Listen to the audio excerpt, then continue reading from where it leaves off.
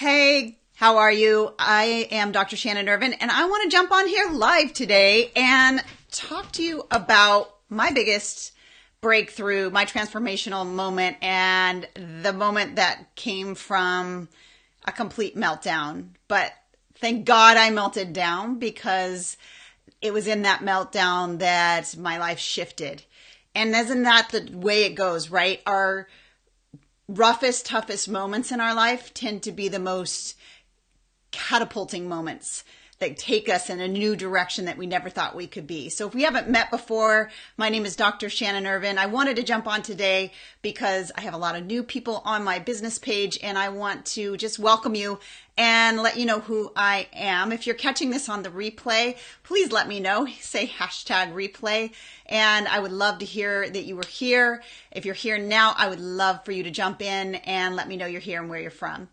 So as I was starting to say, my name is Dr. Shannon Irvine. I am a wife and a mom of two amazing kids. I'm also a doctor of neuropsychology, and I'm the founder of Mosaic Vision Ministries, which is a nonprofit that serves AIDS orphans in Uganda.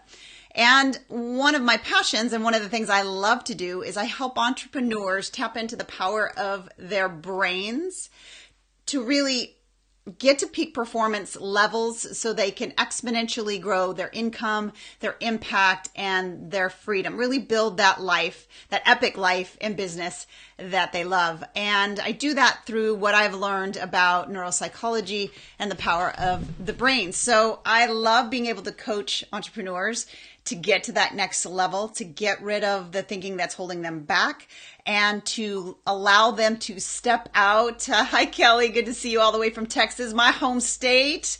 I was born in Dallas at Baylor Hospital, so I've got Texas blood. I should have the hair, but all my relatives do. But good to see you, Kelly. So I want to jump on today and talk about that transformational moments and those moments that are in our lives, and really help you to see if you're in the middle of a tough season in your business, or you're in the middle of something that is challenging.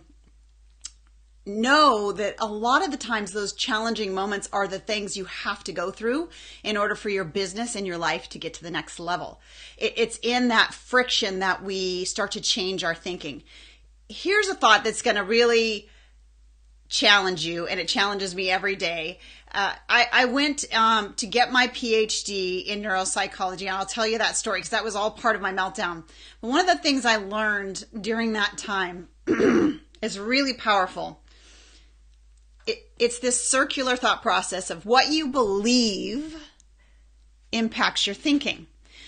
I think if you're an entrepreneur and you're listening to this, you know this, because what you believe you can actually accomplish colors the things that you attempt to do, right? So what you believe impacts your thinking. And you hear it all the time, like, if you think you can, you think you can't. You're right. There's a lot of neuropsychology and scientific backup to that, like literal PET imaging scans of neural pathways growing and so forth. But here's the circular piece of the puzzle. So what you believe colors your thinking, but it's your thinking that creates your beliefs. It's this circular thing. So the way you think now creates the beliefs that you have that will impact the thinking that you have in the future. So where do we start when we're trying to up-level our mindset? We're trying to get to that next level. We're trying to go to the places that we want to go. Well, we've got to start with that core place of being aware of our thinking. So back to that meltdown. So I was finishing up my master's in business, and I had a wonderful husband and had just had my baby, who is now 10. But anyway, and I'd always been an entrepreneur. I've had my own brick and mortar and then online businesses and my nonprofit now for 13 years. And all things were humming along great in my type A+ perfectionism mentality until the birth of my son. And that just rocked my world. I mean, getting married rocked my world because I had to kind of think about somebody other than myself, right? So finally some transformation could start to begin in my life. But when I had my son, And by then my nonprofit had been going for about a year and a half.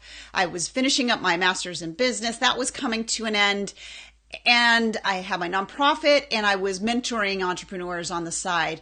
And I just had that moment of like, have you ever felt this way where it's like, it's just too much? Like, I just can't do it. I was a doer. I'm a type A plus, recovering type A plus person. Love lists and to-do lists used to be my love language. They still are now, but I have a system around them. Seriously, they were my love language. Like, I would add stuff to my to-do list that I already did just to cross it off, y'all. Just to cross it off. That's how bad it was. I needed a recovery program. So as fate would have it, I had that meltdown moment on my bed, crying my eyes out. Like, I'm a very passionate person, if you can't tell, and I don't want to give up anything, but I want to be the very best mom I can be. And I want to be a good wife, a present wife, a wife that honors and respects her husband and that's there for her kids' things. But darn it, I want to crush my business. I want to have every AIDS orphan that we serve in Mosaic Vision in the whole area where we work. I want every one of them on our program. We have 1,000 that we've helped. There's 7,000 in the area. It's not enough. So I'm passionate. I'm driven. And I love, love, love, love helping entrepreneurs get to the next level, up-leveling their thinking. And I thought, I have to give something up. I was just bawling my eyes out. And I couldn't quite see what to do other than which one's going to come off the table. And honestly, almost blew it because I figured, okay, well, I guess I'm going to have to let the nonprofit go and have somebody else run it. And I just couldn't imagine. It's a passion of mine to see those kids helped. And I couldn't imagine that happening. But then I had this moment, because isn't that the truth? When you're in that place of just true vulnerability, like you're in that place where you're really speaking out the gremlins that are going on in your mind, and you're not pretending they're not there and you're not ignoring them anymore, but you're just being real and vulnerable with yourself. Well, that's what that moment was like. And this thought came to my mind. That's when you can be open to the guidance that comes from your creator. And the thought was, well, are there people that I respect that have an amazing marriage, that have kids and are there and present for their kids, and have businesses that really, really do well, 6, 7, 8-figure businesses? And I thought, oh yeah. So of course, as being a mentor, I started reaching out to more mentors and being mentored myself. That was my first step, but it didn't stop there. Like, I'm like, okay, I know exactly who I'm going to call. I know how to do. So there's that doer, right? I can put it on a list. I can call that person. And that's a good thing. It's a good thing, but there's a better thing. And here's where the next thought came, which this is where, you might think a little crazy. I went a little over the top, but that's when I thought, you know what? I bet there is research into why some people can do that and some people want it but never get there. Have you ever had that thought? Like, why? And I know I had the thought too. Like, why can't I get this to happen? Like, I'm so close. I want this. I have the drive. What am I missing? And of course, the conclusion, sadly, that we make that creates our thinking, which creates our beliefs, which informs our thinking, right? That circular piece is we think, I must be different. There must be something different about me. And I've had those feelings. On that bed that day, I had that full on ugly Texas cry kind of, and I live in California. I'm a California girl now, but girls from Texas can cry. I just got to tell you. Anyway, in that moment, I thought, I must be missing something. But then that like Irie in me and that fire came out, and I was like, you know what? I'm going to figure it out. So much so that I switched my doctorate degree after I finished my master's in business and went over to neuropsychology, because guess what, guys? This is what I found out, right? Ugly cry. I mean, we're talking mascara to my knees. Not pretty. This is what I found out, and this is why I love teaching entrepreneurs. Seriously, Kelly knows what an ugly Texas cry is like. Yeah. So I love teaching entrepreneurs this, because here's the thing, you guys. This is what I learned. My entire PhD and all the hundreds of $1,000s of debt I incurred getting that PhD could really boil down into one paragraph. And that is this: there is no difference between you between me and that 8-9 figure earning entrepreneur that you look up to. From a neurological standpoint, there are things they do differently than you do. And you hear it all the time, right? They have the same 24 hours. They have the same, and then our mental gymnastics says, well, they have resources. That's how they can do it. Well, they didn't have resources before. So how did they do it? So it is in the way they think. They've cultivated an entrepreneur mindset. Whether they knew they were doing this or not, they tapped into the way that their brain is wired and can literally work for you. And that's why I am obsessed with helping entrepreneurs. First of all, I applied it in my own life and really got to work on my thinking. And when you can sit and look at a PET imaging scan of somebody who's gone through this process of up-leveling their thinking and their rituals and their actions that to match what their standards are, and they have commitment and they stay in the game and they do the hard stuff. If you look at PET imaging scans and you see the different neurological makeup of those people, you realize the structures are the same. The difference becomes the neural networks that get built in their brain. And over time, those neural networks get so strengthened that those people that we're all looking up to, and I have the level that I'm looking up to. I'm at a level where I was looking up to now, and I'm going for the next and going for the next, because that's who we are as entrepreneurs, right? We aren't satisfied, but yet we get so frustrated. And here's what we do. Tell me if this is not you. You get frustrated and you think, okay, well then I just need the next, bot training or social media training, or I need to learn this, or I need to learn that. And we do need to learn. Absolutely. I'm a course creator myself, and I teach people through courses and through mentorship, but I had to learn that process of changing what I allowed myself to think, having a system of approach for that, and up-leveling the way I think so that I could think like an 8-figure entrepreneur, so that I could think, act, and grow like that 8-figure entrepreneur thinks, acts, and grows. And it isn't this mystical kind of, God created us all. He has an amazing, amazing calling on your life. You have a mission and a vision, and it needs to get out to the world. And that's why you end up in frustration and overwhelm, because if you were somebody that didn't care about those things, if you were someone who just was casually like, oh no, I'll just work, I don't need to, that's not you. You're somebody who's driven and really want to see this come to fruition. That's why you're so frustrated. But I also host the Epic Success podcast. We've been podcasting for a little over a year, and I've been able to interview some amazing successful entrepreneurs like Pat Flynn, James Wedmore, Amy Porterfield, Sean Cannell. I've been blessed beyond blessed with the amazing entrepreneurs that have come on my program. And when we have this dialogue, we talk a lot about their thinking, because I want you to hear how they think differently, not necessarily what they're doing. And the cool, as I've gone back and listened through to the amazing entrepreneurs that I've had the opportunity to interview, they all say the same thing. So I want you to hear this. I want you to scoot your chair forward and settle in with me, because we don't believe this, but it's true.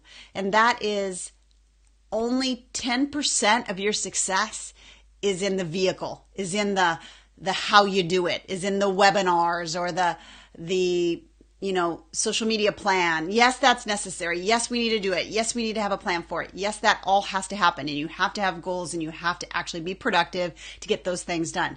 But that literally is only 10% of their success. The other 90% is all tied to how they think, how they act, and how they grow. It's in their mindset. And tapping into what I have coined as neuroachievement is a system that you can really tap into step by step by step, training yourself, just like going to the gym, but more fun. Although I like going to the gym, but it's a system that you just connect into, and you start to learn the process, and you start to learn your thinking, and you start to compare it, and you start to move your network, your neural networks, this beautiful brain, into a place that it can think differently and therefore believe differently. And if you believe differently, then you have different emotions. And if your emotions are different, you have different actions. And those actions are what create success, but they all start from your thinking.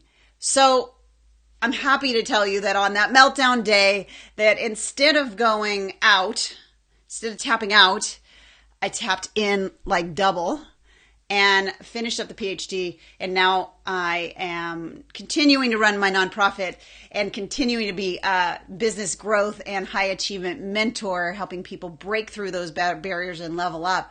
And in the last year, I've brought a lot of that online, and I'm helping more people be able to really go for their dreams and build that epic life and business that they love. So if you're new to me, I love you, and I'm so glad you're here, and I would love to know that you're here on the replay. Let me know that as well. But I'm going to end this broadcast with a question. I want you to just be thinking about this. And here's the thing. One of the challenges I have for myself is to show up here more for you. I show up for my one-on-one clients and my mastermind and my course people, and I serve them deeply because I believe the thing that I am put on this earth to do is to serve people deeply, to help them break through and break free from the things that are holding them back in their life and in their business so that they can get to that level that they were created for.